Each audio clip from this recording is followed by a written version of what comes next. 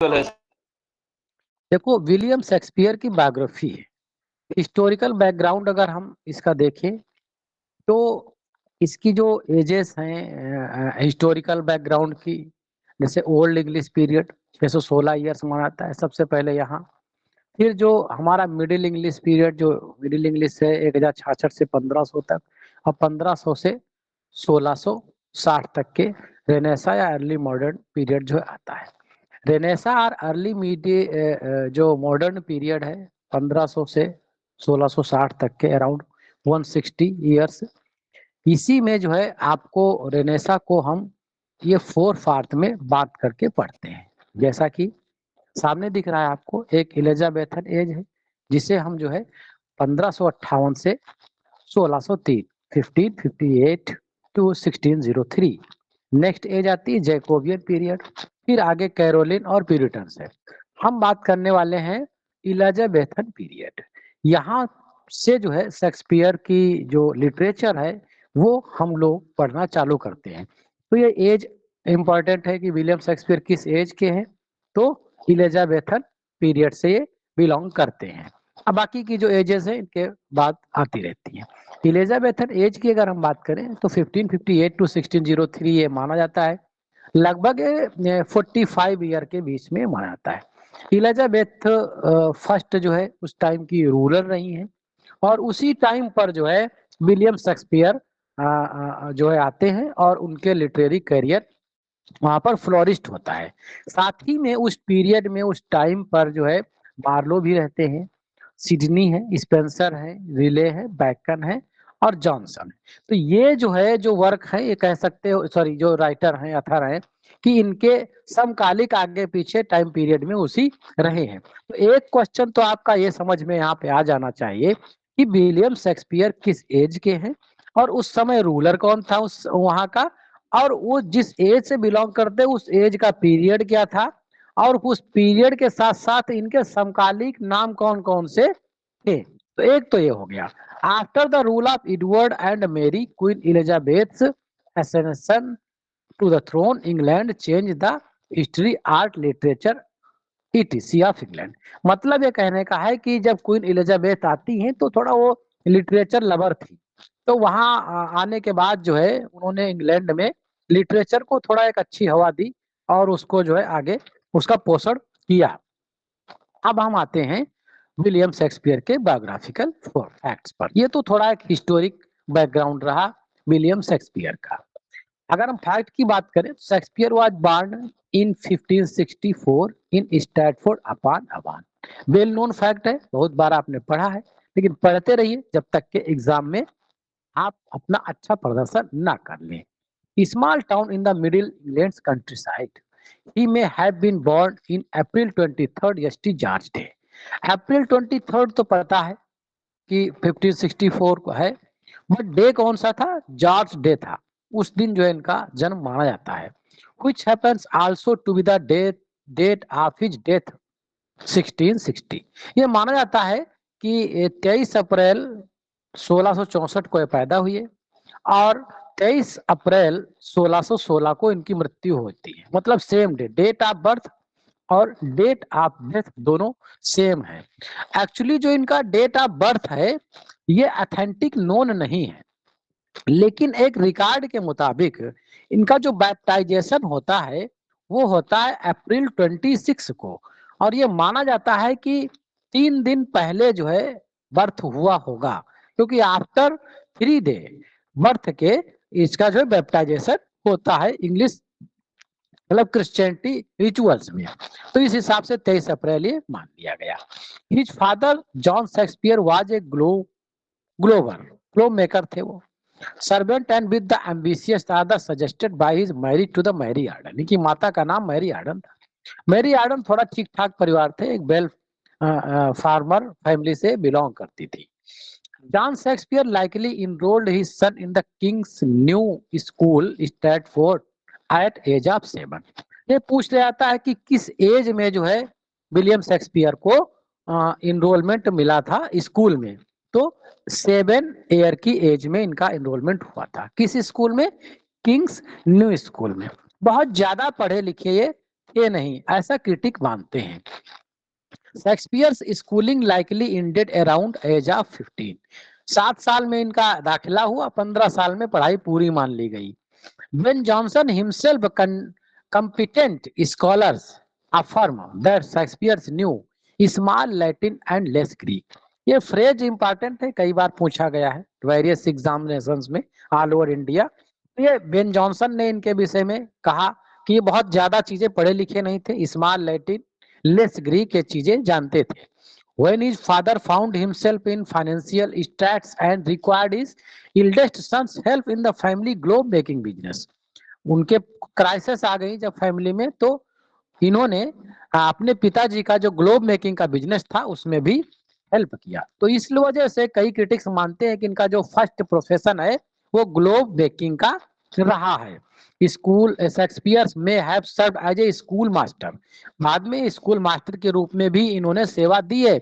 In the northern part of the country around the 1580, लगभग 1580 के तकरीबन इन्होंने माना जाता है कि एज ए टीचर के रूप में भी काम किया है। He went to work in Lancashire as a family school master for the wealthy gentleman Alexander हॉक्टन।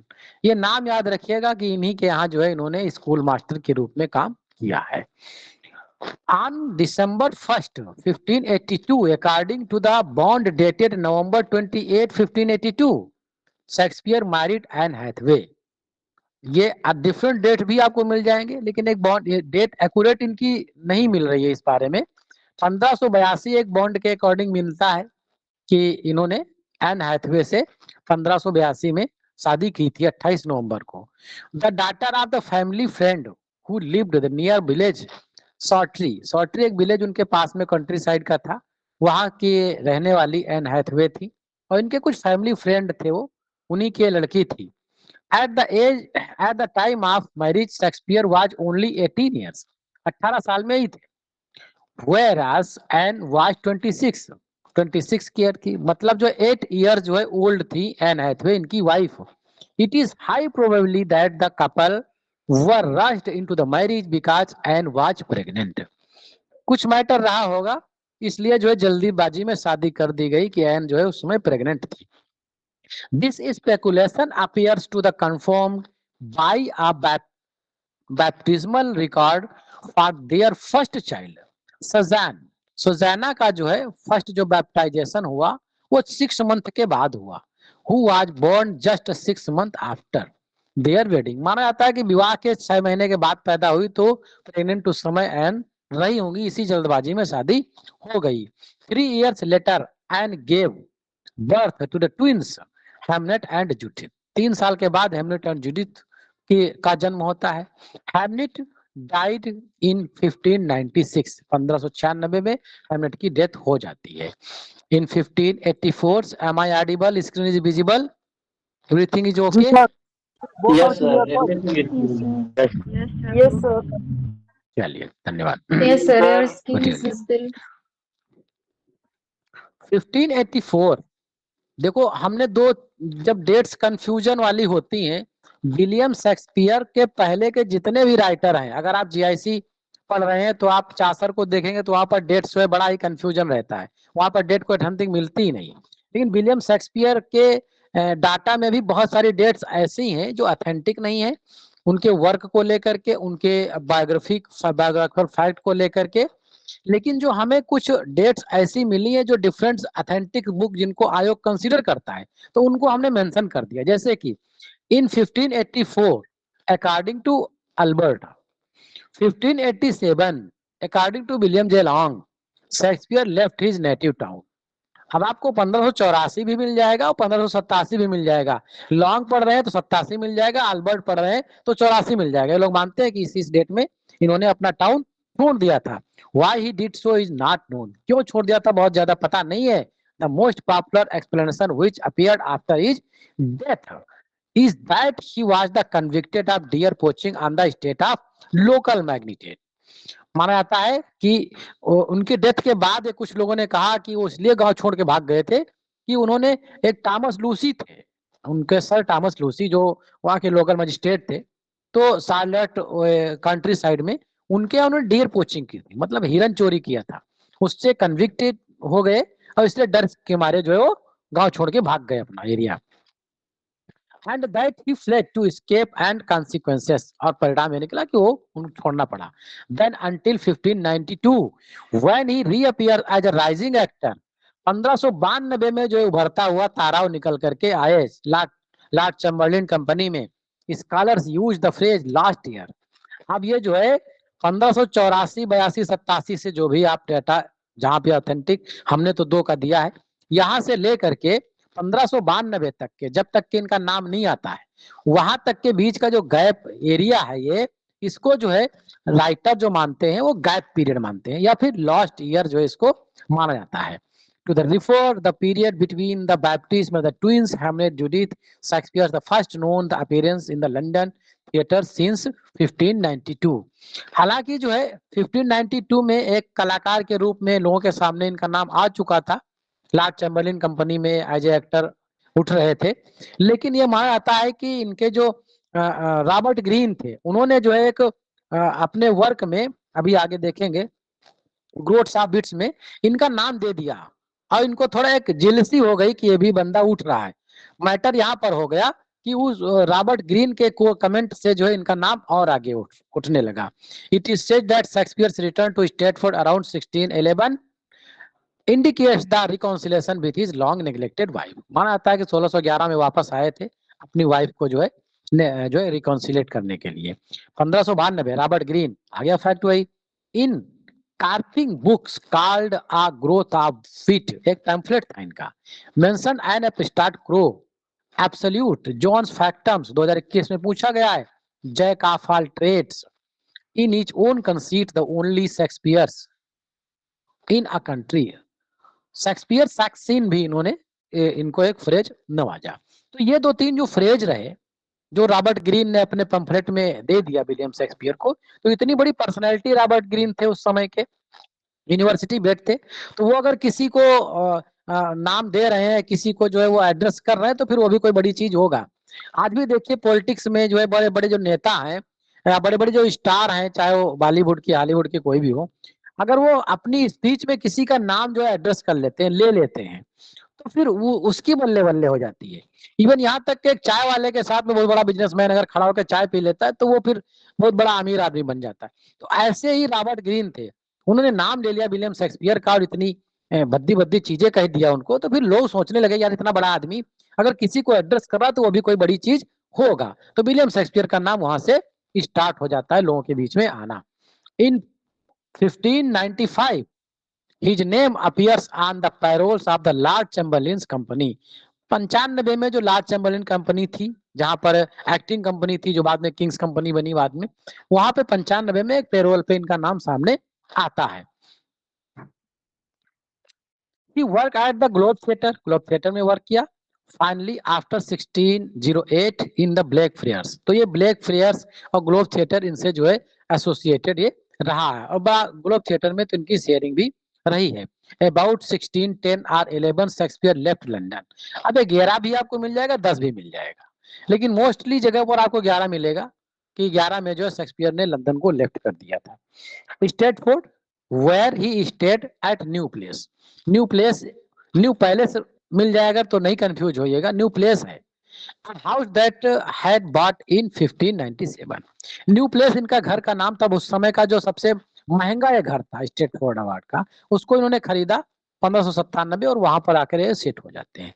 Globe theatre was the burn down during the performance of the Henry eight 1613।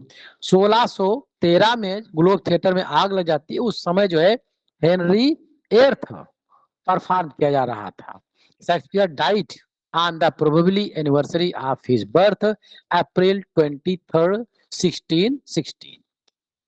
ये चीज जो है जो फैक्ट्स हैं इनके, यहाँ तक के लगभग चीजें तो आपने पढ़ी होंगी, कुछ चीजें यहाँ से जरूर ऐसी आपको मिलेंगी जो आपको अलग हट करके चीजें दे रही हैं।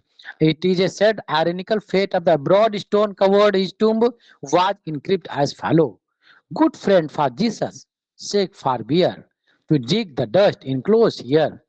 Blessed be the man that spread these stones, and cursed be he that moves my bones. ये एक डोगरेल है। डोगरेल आप एम एच अब्रम पढ़ रहे हैं, वहां पर डोगरेल हमने कवर किया हुआ है। मतलब एक ऐसी जनरा है जो एक बोल सकते हैं कि ये नॉन डिक्शनड जनरा है। गुड फ्रेंड, उन जो दोस्त हैं उनके लिए जो जीसस जीसस हैं, उनके लिए मंगल कामनाएं हैं, जीसस से प्रार्थना करते हैं to dig dust enclosed here, जिन्होंने जो है मिट्टी को खोदा और हमको यहाँ पर चीजें स्थापित करी हैं। Bless the man that spread these stones, और उस आदमी के लिए भी हमारा शुभ आशीर्वाद जिसने जो है इन पत्थरों को यहाँ पर रखा है। And curse be that moves my bones, और उसके लिए अभिशाप है जो हमारे इन बोन्स को या पत्थरों को यहाँ से कोई हटाए। मतलब इतना भय पैदा कर दिया विलियम शेक्सपियर ने कि उनकी टुम्ब को कोई छूने की औकात नहीं उसकी। तो इस तरह से जो है विलियम शेक्सपियर की एक शॉर्ट बायोग्राफी हम लोगों ने आज के सेशन में डील किया। कल के डेट में हम इंपॉर्टेंट फैक्ट्स डील करने वाले हैं विलियम शेक्सपियर के से रिलेटेड जो है। फिर इसके बाद जो है हम इनके प्ले एक बाय एक एक करके प्ले सारे हम करते चले जाएंगे। फर्स्ट पब्लिश्ड वर्क कौन सा है, कौन जो फर्स्ट फोलियो कब आया, किसके द्वारा लिया गया, किस फोलियो में कौन कौन से वर्क आए, पेरिक्लस क्यों ओमिट किया गया था और किसमें शामिल किया गया, कौन सा लॉन्गेस्ट वर्क दिया है, कौन सा शॉर्टेस्ट वर्ड दिया है, कौन कौन से नए वर्ड इन्होंने क्वाइन किए हैं। आपको पता होगा कि इन्होंने कई वर्ड भी क्वाइन किए हैं, जैसे एफेसिनेशन एंड बम्प और फैशनेबल और सैंक्टिमोनियस। ये वर्ड किस वर्क में कौन सा वर्ड इन्होंने क्वाइन किया है और क्या उस वर्ड की अहमियत है हमारे एग्जाम के पॉइंट ऑफ व्यू से। इन द पिकल्स टेम्पेस्ट में किया है, वन फेल सूप मैकबेथ में किया है, वाइल्ड गूस चोज चेस एक हमारा फ्रेज भी इडियम्स है, जो प्रोवर्ब भी होता है, रोमियो एंड जूलियट में किया है। ये सारे फैक्ट्स जो है हम डील करने वाले हैं कल के सेशन में। तो आज का सेशन हमारा विलियम शेक्सपियर की बायोग्राफी पे यहीं तक रहेगा। इससे रिलेटेड एमसीक्यूज कल आपको टीचमेंट पे उसी क्लासरूम पे मिल जाएंगे जिस पे आज जो है पब्लिश हुआ था। अब चलते हैं हम लोग अगले नेक्स्ट सेगमेंट की तरफ।